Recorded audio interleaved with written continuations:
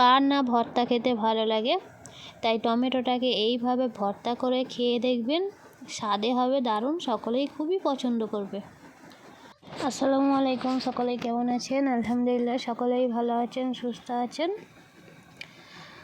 আজকে হচ্ছে টমেটো ভর্তা কীভাবে বানালাম সেটাই আপনাদের সাথে শেয়ার করছি। আশা করছি ভিডিওটা না কেটে পুরোটাই দেখার চেষ্টা করবেন। ভর্তা তো সকলেরই খুবই পছন্দ। তাই এখানে আমি দুটো টমেটোটাকে মাঝখান দিয়ে পরিষ্কার করে ধুয়ে মাঝখান থেকে দুটো টুকরো করে নিয়েছি। তারপর নিয়ে নিচ্ছি রসুনের ছোলটাকে ছিলে রসুনটা নিয়ে নিচ্ছি। এরপর হচ্ছে টমেটোটা ভর্তা করব, তার আগে একটু টমেটোটাকে তেলে ভেজে নিতে হবে। তার কড়াইয়ে আমি সরিষার তেল দিয়ে দিয়েছি। তেলটাকে প্রথমে খুব ভালো করে গরম করে নিয়েছি। তারপর এর মধ্যে টমেটোগুলো দিয়ে দিচ্ছি। দিয়ে টমেটো আর রসুন দুটোই একসাথে দিয়ে এটাকে ঢাকনা দিয়ে 5 মিনিটের মতো রেখে দেবো। 5 মিনিটের পরে হচ্ছে আর অপর পিঠটা উল্টে দেবো। উল্টে দিয়ে সেমভাবেও এটা হচ্ছে একটু 5 মিনিটের মতো রেখে দেবো। 5 মিনিটের মতো রেখে দেওয়ার পর দেখতেই পাচ্ছেন টমেটোটা কেমন নরম মতো হয়ে গেছে। এরপর এটাকে নামিয়ে নেব।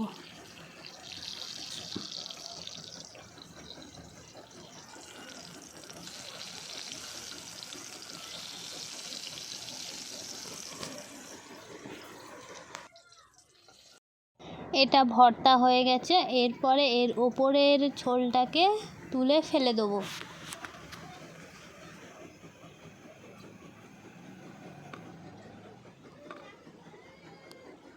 এরপর একটা কড়াইয়ে দিয়ে দিলাম হচ্ছে কাঁচা লঙ্কা আর পেঁয়াজ কুচি, দিয়ে এটাকে একটু নাড়াচাড়া করে নিতে হবে। পেঁয়াজের কালারটা যতক্ষণ না একটু চেঞ্জ হয়ে আসছে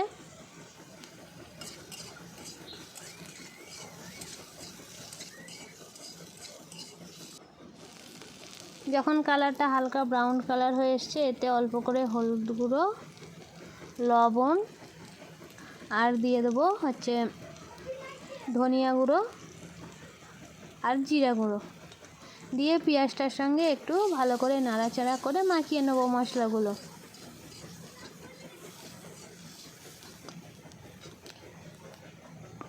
এখানে পেঁয়াজটা নাড়তে নাড়তে এখানে টমেটোটা একটু হাত দিয়ে ভর্তা মতো করে নিচ্ছি। ভালো করে টমেটোটাকে ছেনে নিচ্ছি।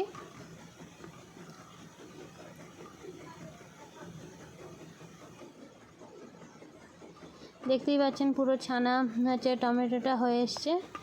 এরপরে যে পেঁয়াজটা আমি লাল করেছিলাম সেই পেঁয়াজটার মধ্যেই টমেটো ভর্তাটা দিয়ে দেবো, দিয়ে নাড়াচাড়া করে নেব।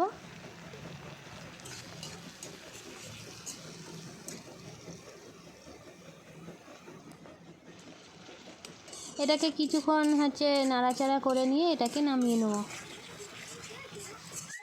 টমেটোর ভর্তা রেডি। দেখতেই পাচ্ছেন কত সুন্দর কালার এসেছে আর খুবই লোভনীয় হয়েছে।